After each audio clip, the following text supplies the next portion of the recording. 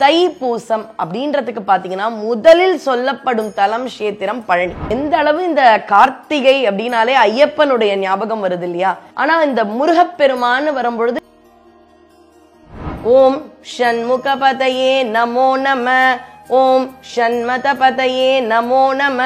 அறுபடை வீடு முருகனுக்கு சென்றால் ரொம்ப சிறப்பு. தைப்பூச விரதத்தை சிறப்பா இருக்கணும் அப்படின்றதுதான் அடியனுடைய விண்ணப்பம். தீபஜோதியில் இல்லங்களிலும் உள்ளங்களிலும் பவித்ரம் பரவட்டும். இந்த தைப்பூசத்துக்காக இருக்க போகும் ஒரு அற்புதமான விரதத்தை பத்தி தான் அடியன் உங்களுக்கு சொல்ல போறேன். சரி, இந்த தைப்பூசம் ஏன் இவ்வளவு விமரிசையா கொண்டாடுறாங்க? எதனால தைப்பூசம் அப்படின்ற ஒரு விழா வந்தது அப்படின்றத முதல்ல தெரிஞ்சுக்கலாம். தைப்பூசம் அப்படின்றதுக்கு பாத்தீங்கன்னா முதலில் சொல்லப்படும் தலம் கஷேத்திரம் பழனி. தைப்பூசம் அன்று சக்தியிடமிருந்து முருகப்பெருமான் வேல் வாங்கிய தினம் அப்படின்னு நம்பப்படுது. தைப்பூசம் அப்படின்னு சொன்னாலே முதலில் முருக பக்தர்களுக்கு ஞாபகம் வருவது காவடி தான். காவடியும் பால் குடம் அப்படின்ற ஒரு வழிபாடுதான் முதலில் ஞாபகத்துக்கு வரும். இந்த 21 நாட்கள் முருகனுக்காக விரதம் இருக்கலாம். எந்த அளவு இந்த கார்த்திகை அப்படின்னாலே ஐயப்பனுடைய ஞாபகம் வருது இல்லையா? கார்த்திகை, மார்கழி, தை, குறிப்பா அந்த பொங்கல் தினம் மகர சங்கராந்தி வரைக்கும், ஜோதி தரிசனம் வரைக்கும் ஐயப்பனை கொண்டாடுகின்றோம். சிலருக்குலாம் ஐயப்பனுக்கு பெண்கள் போகணும் அப்படிலாம் நிறைய சர்ச்சையெல்லாம் வருது. ஆனா இந்த முருகப்பெருமான் வரும்பொழுது எல்லாரும் கொண்டாடலாமே. ஐயப்பனுக்கு சில நியதிகள் இருக்கும் பொழுது அதையும் நாம் உண்மையா பின்பற்றுபவர்கள் மதிப்போம். நமக்கு அதுல மாற்று கருத்தே இல்லை. ஆனா முருகனுக்கு வீட்டுல இருக்கக்கூடிய பெண்களாகட்டும், குழந்தைகளாகட்டும், கணவன்மார்கள், வயதானவர்கள்னு யார் வேண்டுமானாலும் இந்த விரதத்தை இருக்கலாம். சரி, இந்த விரதத்தை 21 நாட்கள் எப்படி இருப்பது, எந்த தேதியிலிருந்து இருப்பதுன்னு பாத்தீங்கன்னா, இந்த வருடம் அடியேன் சொன்னது மாதிரி பிப்ரவரி 11, 2025 தைப்பூசம். அப்ப ஜனவரி 21, தயவு செஞ்சு ஞாபகம் வச்சுக்கோங்க, ஜனவரி 21 21 நாட்கள் முருகனுக்காக விரதம் இருக்கணும்.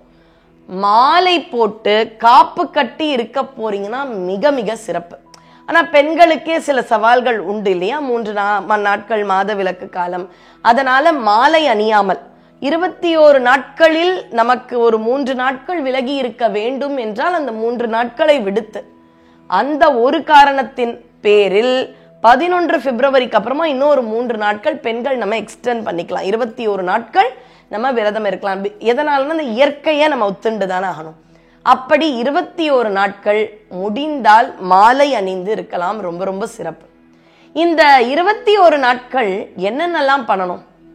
முடிந்த அளவு உங்கள் உணவினை குறைத்து கொள்ள வேண்டும். சாப்பிடாமையே இருங்கன்னு சொல்லல.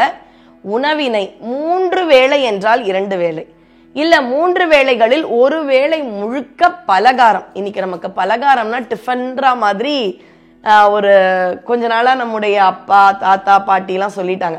பலகாரம்னா டிஃபன் இல்லை, பலகாரம்னா பழங்களை உட்கொண்டு விரதம் இருப்பது. அப்படி பழங்களை உட்கொண்டு சாயந்தரம் 6 மணிக்கு மேல எதையும் சாப்பிட மாட்டேன், பழங்களை உட்கொண்டு இருப்பேன் அப்படின்ற மாதிரி அந்த விரதத்தை இருக்கலாம். முக்கியமா அசைவ உணவை 21 நாட்கள் தடுக்க வேண்டும். அந்த தைப்பூசம் அன்று ரொம்பவே கடுமையாக உணவு உட்கொள்ளாமல் இருப்பது மிக சிறப்பு. இல்லைங்க, எங்களுக்கு கொஞ்சம் மாத்திரையெல்லாம் எடுத்துக்கிறோம், அது மாதிரி உடல் சார்ந்த விஷயங்கள் என்றால் எதுவுமே கட்டாயம் இல்லைங்க. அதுதான் நம்ம தர்மத்தினுடைய ரொம்ப சிறப்பான விஷயம். இங்க எதுவுமே கட்டாயம் என்பது கிடையாது. சரி, இந்த விரதத்தின் பூஜை முறைகள் எப்படி அப்படின்னு பார்த்தா, 21 நாட்கள் முருகப்பெருமானுடைய திருவுருவ படம் அல்லது திருவுருவ சிலை. சிலை எல்லார் வீட்லயும் இருக்கிறது கொஞ்சம் கஷ்டம். ஆனா கண்டிப்பா திருவுருவ படம் என்பது கண்டிப்பா இருக்கும்.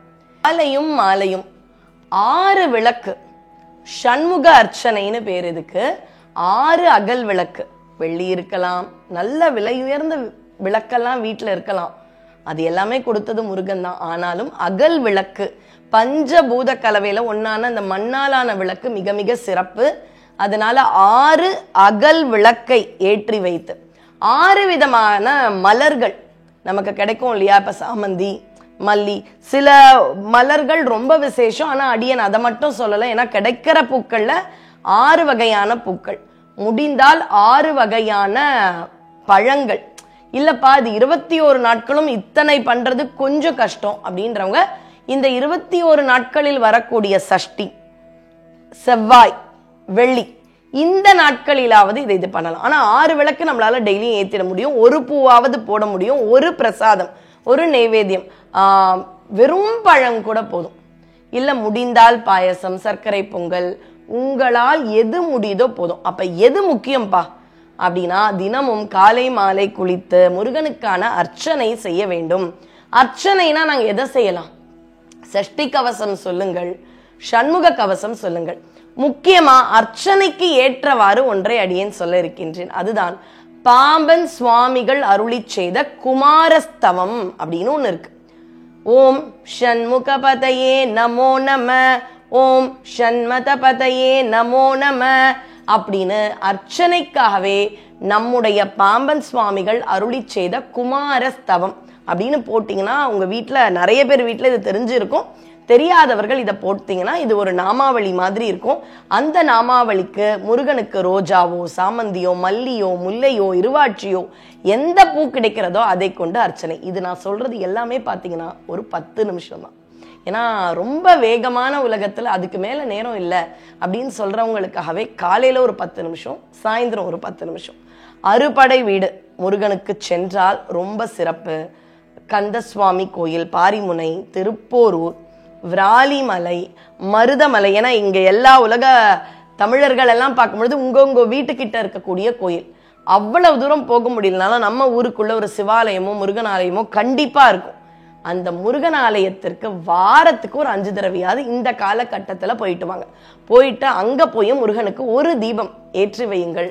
மிக மிக சிறப்பு. ஜனவரி 21 இருந்து பாத்தீங்கன்னா 21 நாட்கள் நம்ம முருக அன்பர்கள் எல்லாருமே சேர்ந்து முருகனை துதித்து காலையும் மாலையும் 6 விளக்குகளை ஏற்றி இந்த 21 நாட்கள் தை பூச விரதத்தை சிறப்பா இருக்கணும் அப்படின்றதுதான் அடியனுடைய விண்ணப்பம். தீபஜோதியில் இல்லங்களிலும் உள்ளங்களிலும் பவித்திரம் பரவட்டும்.